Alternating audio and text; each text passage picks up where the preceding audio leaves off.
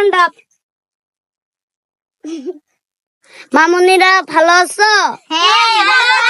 কেমন আছেন? বাজার দরজ বলো তো, লামিয়া জাতীয় পশুর নাম কি?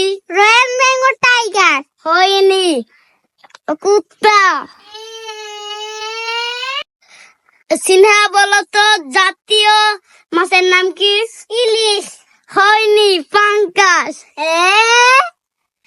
তরুষা জাতীয় ফলের নাম কি? কাঁঠাল। হয়নি, কলা। বলো তো, সামিয়া জাতীয় পাখির নাম কি? দোয়েল। হয়নি, কাক। কি স্যারে ভুল শিখাইতেছে রে? তাই মনে হয়।